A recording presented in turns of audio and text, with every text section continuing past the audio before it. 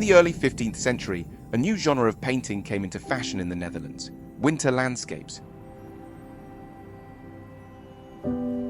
Painting winter scenes wasn't a new idea, but up until that point, these images were typically part of cycles depicting the seasons or months of the year. The growing demand for winter-themed paintings wasn't coincidental. For several decades, winters in Europe had become harsher and longer, due to a climatic phenomenon known as the Little Ice Age.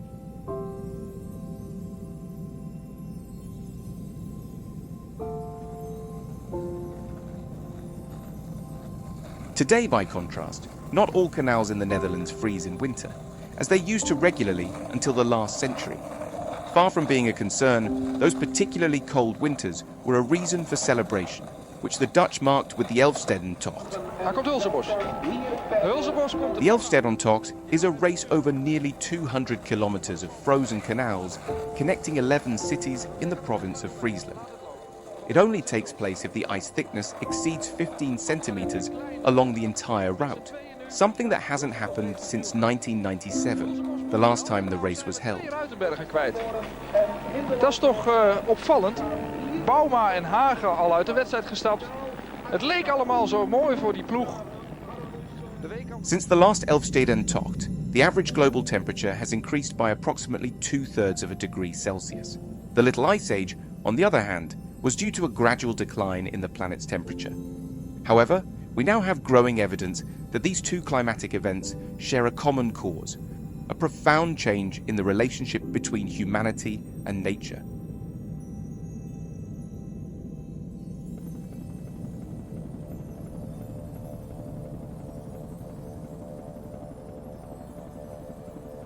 This is likely the place on Earth where that change has had the greatest impact on its inhabitants: the western part of the Caribbean island of Hispaniola, now occupied by the Republic of Haiti.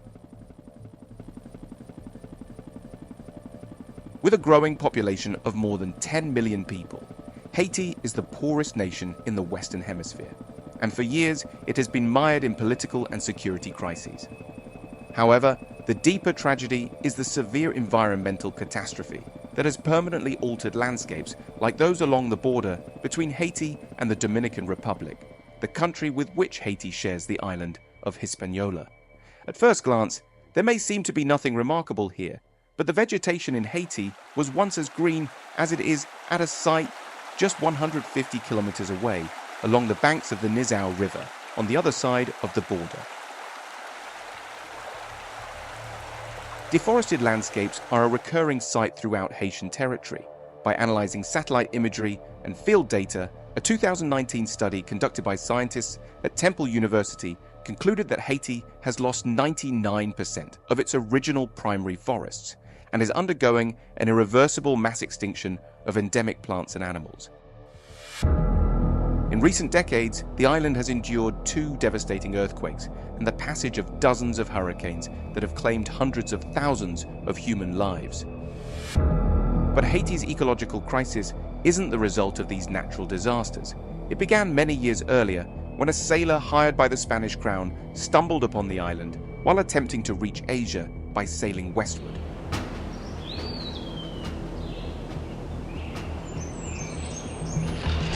Christopher Columbus arrived on Hispaniola on December 5, 1492. The island had been inhabited for thousands of years, and the agricultural practices of its residents had transformed its original vegetation. Nevertheless, even the most pessimistic estimates suggest that at least half of the island's territory was covered by forests.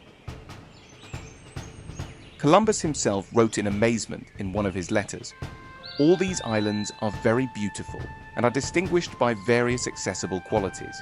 They are full of a great variety of trees that reach up to the stars."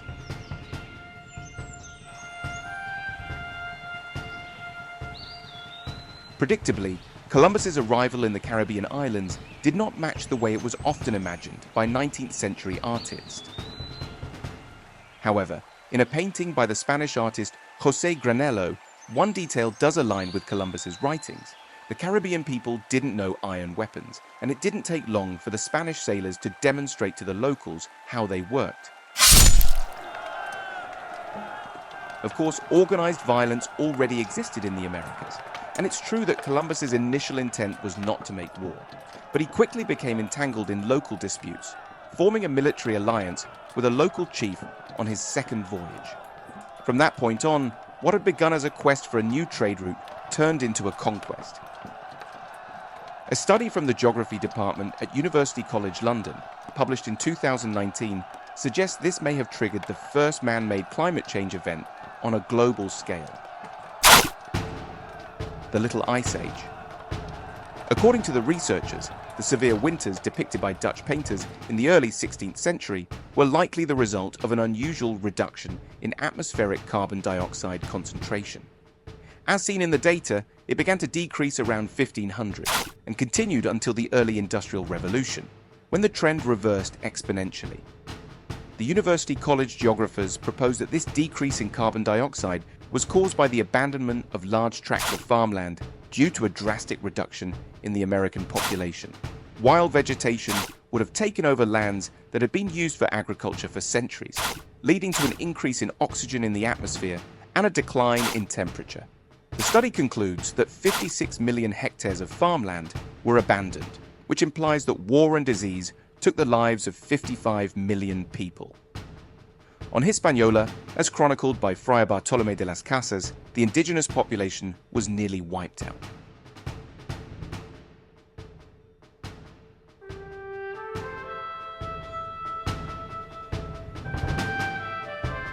The land reclaimed by the forest after the indigenous population's disappearance didn't last long. Starting in the 17th century, Europeans established in the region a colonization model based on extensive agricultural exploitation, fueled by one of the most brutal forms of human oppression: slavery. In Haiti's case, the French crown, which officially took possession of the western half of the island in 1697, systematically converted the forests into sugarcane plantations. By the end of the 17th century, the colony had become the world's largest sugar exporter. A small elite of planters owned approximately 500,000 enslaved people, and each year, thousands more were captured in West Africa and brought to work on the plantations. 2 years after the outbreak of the French Revolution, in 1791, Toussaint Louverture, a former slave who had acquired wealth and education, led an uprising to abolish slavery and free the island from French rule. After decades of bloody struggles, which reportedly claimed at least 250,000 lives, Haitians achieved political independence, but at the expense of their economic freedom.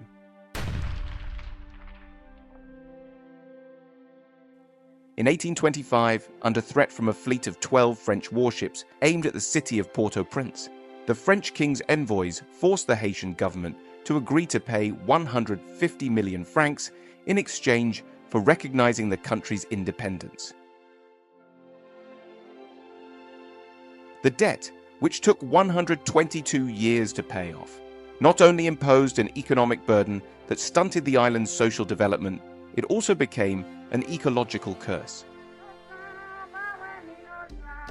After the War of Independence, many French plantations were burned, and the population spread across the mountainous Haitian territory, forming small communities called lacus, which remained largely unchanged until the early decades of the 20th century, when the author of these paintings, the Haitian artist Pauleos Vital, lived in one of them in his childhood. In the lacus, each family owned a plot of land, and together they grew products for the external market. Throughout the 19th century, this form of agriculture competed with attempts to re-establish plantations, promoted by central governments inheriting the colonial administrative framework, which sought to reactivate the economy through monoculture and the exploitation of forest resources. Revenues from coffee, tobacco, and precious wood exports were almost entirely used to pay off the debt. But in contrast to the moderate environmental impact of agriculture in the lacus, growing tobacco or coffee required clearing the forest, and the exploitation of a single mahogany tree led to the destruction of large swaths of surrounding vegetation. In the early 19th century, Haiti's economy definitively shifted to massive monoculture production and forest wood exploitation aimed at exports. In 1915, American Marines took control of the island to prevent a potential German invasion. During the occupation, which lasted until 1934, the Americans improved transportation infrastructure to boost logging and cleared thousands of hectares of forest to establish plantations for growing sisal and rubber, two key resources for the military. Those are rubber trees, thousands of them, planted just like an apple orchard, only more work because there used to be a tropical jungle here. They had to build roads, bridges, and railroads, plant the trees, wait for them to grow. It's a good thing they did, because wild jungle trees never could have supplied all the rubber the world demands today. No, sir. In the 1930s, American agricultural engineers identified the first signs of deforestation on the island. Reports indicated that it was a widespread phenomenon across the Caribbean. But in Haiti, the combination of steep slopes and heavy rains made it especially concerning. An engineer wrote in 1936, "It is alarming to witness how in a very short period, mountains once covered in forests have turned into bare rock masses, devoid of fertile soil." That same year, President Stenio Vincent enacted the first forest protection laws, but in practice, little changed. On the island of Hispaniola, which it shares with the Dominican Republic, Haiti becomes another Caribbean scene of crisis. The following decades were marked by deep political instability that culminated in the rise of a rural doctor who turned into an authoritarian dictator. In 1957, the National Palace in Port-au-Prince was occupied by Dr. François Duvalier. 2 years ago, this medical man turned politician declared himself re-elected president, in an election for which he never proclaimed a candidacy, a situation that made necessary the organizing and training of a personal palace guard. Through repression, Duvalier government allowed forest exploitation at all levels and left a select few to prosper, while the rest of the population endured the consequences of deforestation, with many peasants migrating to cities. In the countryside, forced migration weakened the social and economic structures. The traditional Lacou system, which allowed families to engage in cooperative subsistence farming, came under pressure.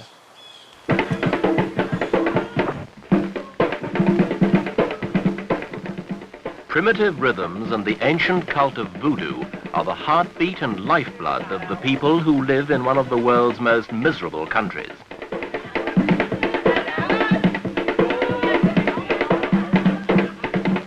This is Haiti, a land of idol worship and of Papa Doc Duvalier. Together they ruined this once lovely, once prosperous country which sits on one end of the island of Hispaniola in the Caribbean. Nature endowed this place with fertility and natural beauty. It was left to the greed and ignorance of men to ruin it. Haiti's downward progress from flourishing French colony to become the world's poorest state reached its lowest point under the 14-year dictatorship of François Duvalier, which ended with his death in April. When Duvalier died in 1971, articles and reports like this one revived the old fallacy that poverty in Haiti was due to the ignorance of its population and their inability to choose their leaders. This was the same argument used a century earlier by the legislators of the southern states of USA to reject the recognition of a country led by former slaves. Haitian independence was not officially recognized by the American government until 1862 during the Civil War. But what the images in this documentary really show is that in their Lacous, Haitian farmers were still able to cultivate a wide variety of foods and useful plants which they brought to city markets, despite centuries of government economic policies focused on monoculture and the exploitation of wood for export.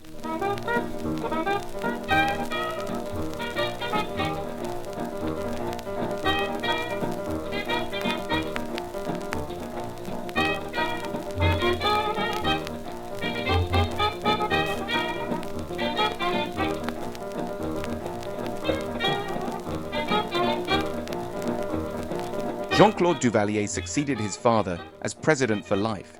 He is remembered only for the brutality of his private paramilitary force, the Tonton Macoute, and for flaunting his wealth by throwing bills at passers-by from his presidential vehicle. or broadcasting gala events on Haiti's public television.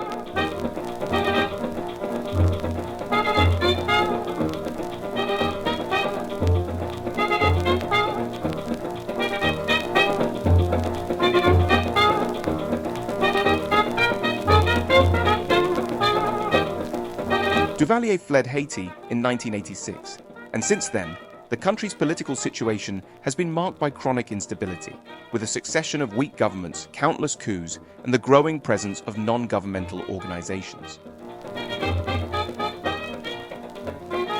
Since the publication of this iconic photograph taken on the Haiti-Dominican Republic border by National Geographic photographer John Blair in 1987, dozens of non-profit organizations have received large sums of money to try to mitigate deforestation and soil erosion. In the 1990s, analysts hired by these organizations concluded that the main cause of deforestation was charcoal production, consumed by most of the population who cannot afford gas for cooking. Significant financial and human resources were dedicated to eradicating this artisanal practice, which uses species like mesquite and logwood, two resilient exotic trees that have managed to colonize Haiti's degraded lands and regenerate after pruning. However, recent studies, including one conducted by the World Bank in 2016, have shown that charcoal trade is not the main culprit behind Haiti's ecological crisis. On the contrary, the World Bank study concluded that this trade meets the energy needs of urban centers without significantly impacting the island's deforestation levels. Due to a lack of reliable data, there is no clear consensus on the impact of reforestation programs conducted by non-governmental organizations. Estimates of forested land vary widely, with some organizations claiming that only 3% of the island's total area remains forested, while others believe the true forest coverage is as high as 30%. In many areas, exotic species like eucalyptus have been introduced for their rapid growth and erosion control capacity. However, their ecological value is limited as they do not promote biodiversity or support ecosystem regeneration. Another factor exacerbating the forest crisis has been the increase in the frequency and intensity of hurricanes. Since the last Elfstedentocht in 1997, devastating events like Hurricane Matthew have swept fertile soil into the sea from many of the country's deforested regions.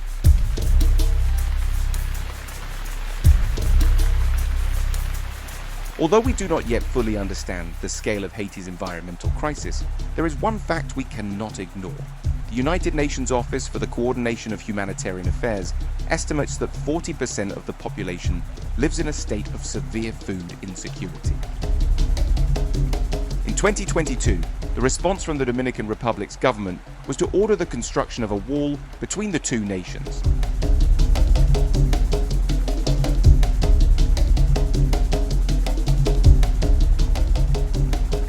Is building walls all we have left to do?